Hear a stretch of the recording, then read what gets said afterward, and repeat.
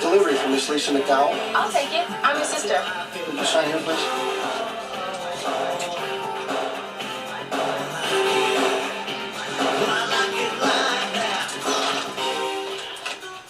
What is it? Something for you. Do you mind if I open it? Whoa. You think they're real? They couldn't be.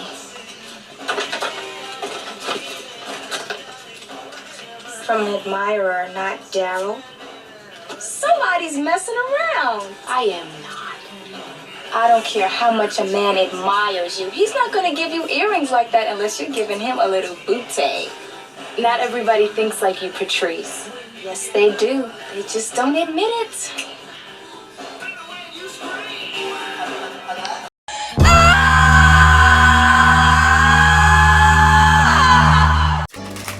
On my other channel, the one with more viewers, when I was doing my reviews on black sitcoms, the one thing I did not want to do is to put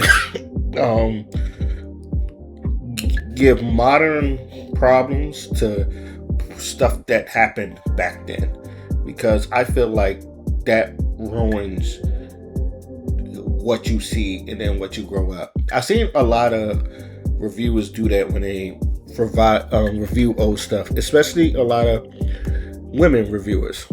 They do that, and then they put they throw the toxic masculinity, and then like, yes, I understand some things are dated. I understand some jokes you can't say now, but it's like it's a different timeline, and people they throw this word out, which I hate, problematic, in which I'm pretty sure when they did this, their intent was not to be problematic. And I hate that, because it's just like, some people, especially when it was cool back then, you just, and then, like, I guess it's not cool now.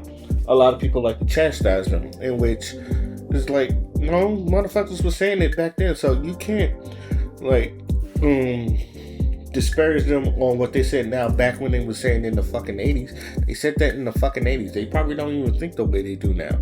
So, I've always had that. So, when I was doing the reviews, I always wanted to just like, my thing is, does it still hold up? And most of the reviews, the Parkers, Moesha, and there was all the UPN shows, Half and Half, and I enjoyed watching those shows. But I never, probably with the exception of Girlfriends, I don't know, it was just like, I never looked at it as a modern take. The only thing I would say is, okay, there are some jokes that you can't say now that they was getting away with back then. But other than that, I was like, I think it's an enjoyable show. Now, granted, the women that was reviewing it, enjoying the show, but they just cannot get out of themselves instantly. So, with that being said, Coming to America is one of my favorite movies of all fucking time. Alright, I shouldn't have been watching that movie. The movie came out in 88. I was born in 88. Fun, but it's one of those movies that I shouldn't have been watching as a kid, but every time I wanted to watch a movie, I was watching Coming to America. It was to the fact that, now granted, it's not like my parents let me do anything. They were parents. My parents were parents. It was like, I couldn't watch something they, and I had a V-chip on, if anybody understands what a V-chip is. I had a V-chip on my TV, so where I could watch some of them shows. That sucked. And I'm glad they got rid of that. But the one thing I could watch, and I always find it funny because there's a lot of cursing in it, was Coming to America. I can quote to you front to back Coming to America. That's how much I love that movie. I think I can literally quote that movie front to back. If you put it on, I will quote that. I will start, saying the lines in that movie. So with that being said, I was on Threads.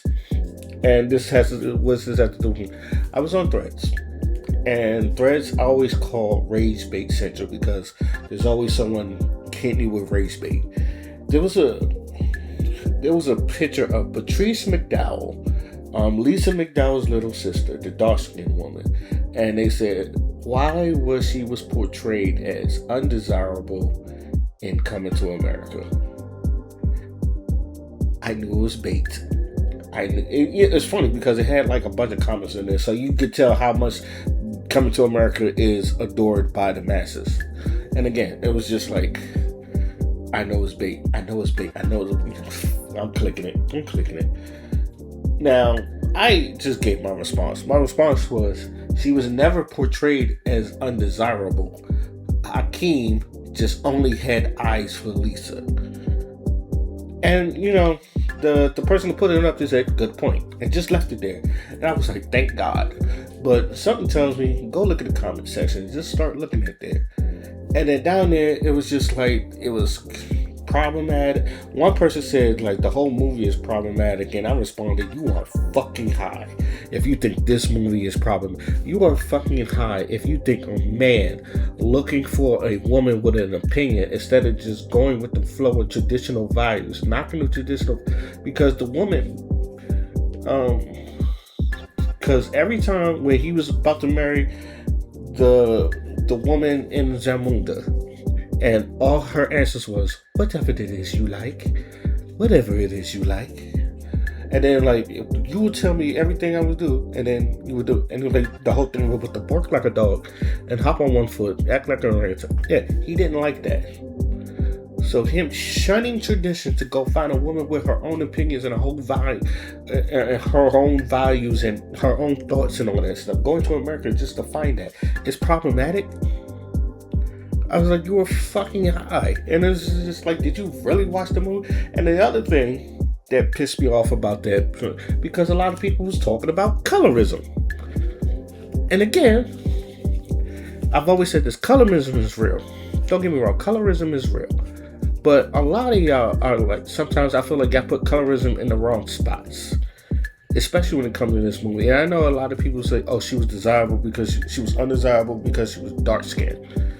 And, you know, Lisa McDowell was light skinned. Eddie Murphy had the thing with having light skinned women. I was like, that is not it the whole fucking time.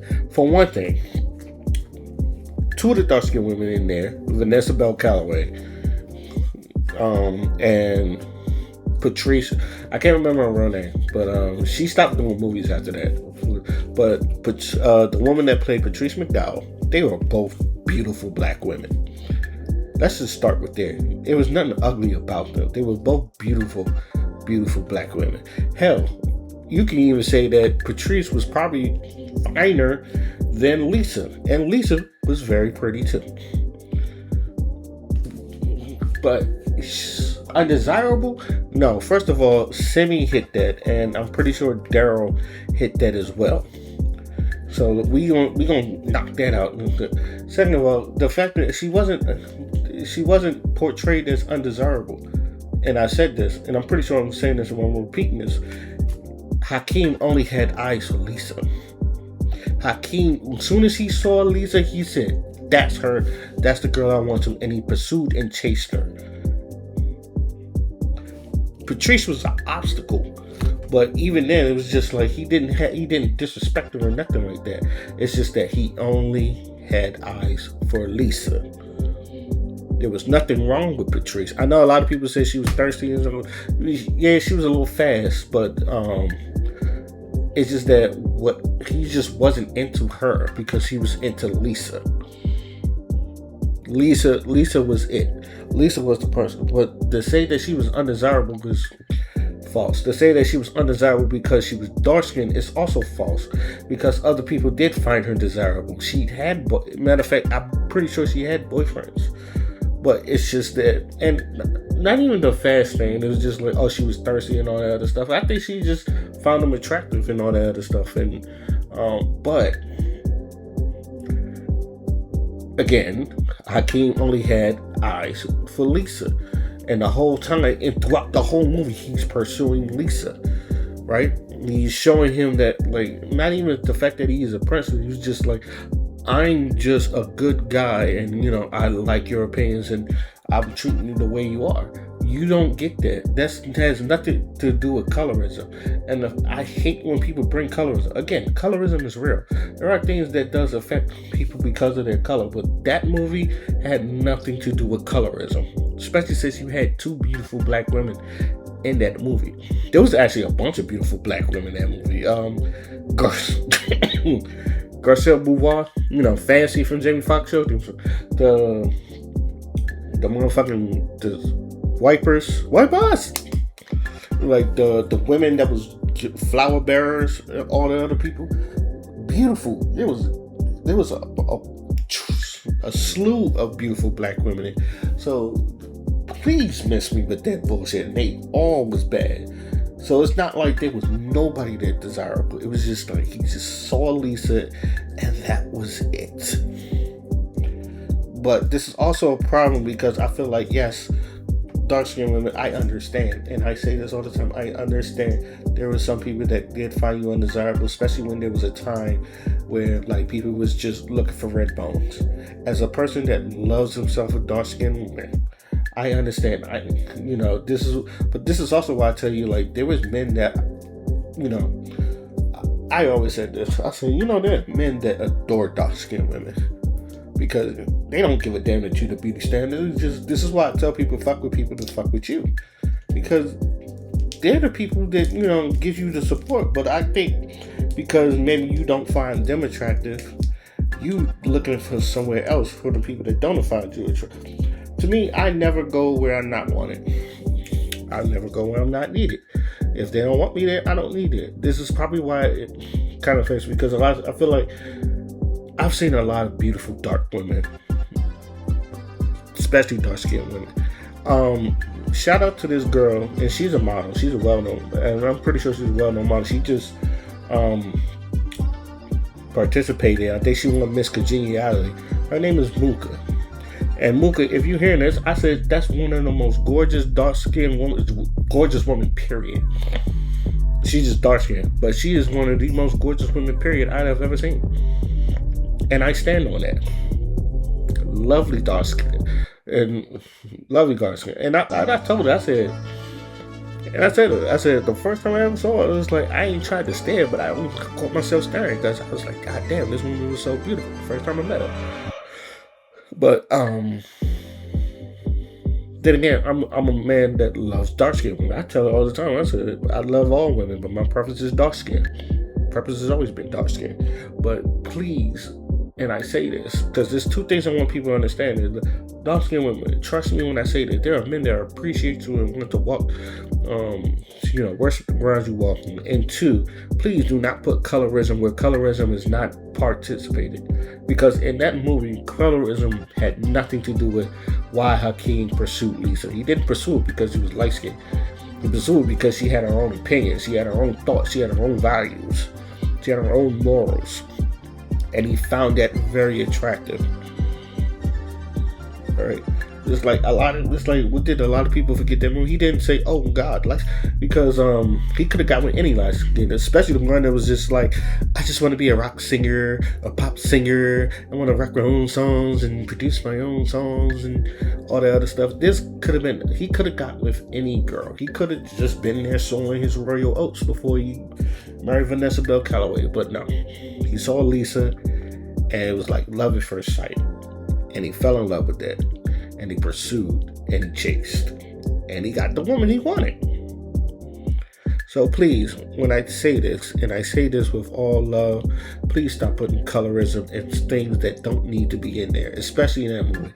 And please stop and leave the movies where it's at, right? You don't have to put modern problems in a movie that came out in '88. That movie is almost 40 years old.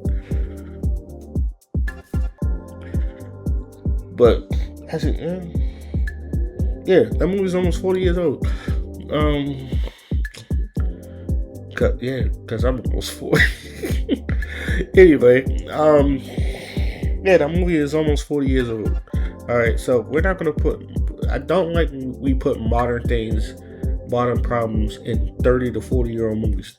that's what happened that's how it was in the 70s, so that's how it was. It's just like, we can understand that this shit don't work now. A lot of us can understand that doesn't, which is why I don't want to see like no reboots from old shows like Martin and all the other stuff. And it's like, no, because it was a time when that movie, you can make that type of movie. I feel like in these times you can't make these type of movies without people judging you, or people judging it, or people putting a fucking close microscope to it, which it doesn't need to. Don't need that. But that's my opinion on that. Let me know what you guys think. Today, my name is Skill Fly, and I'm out. Peace.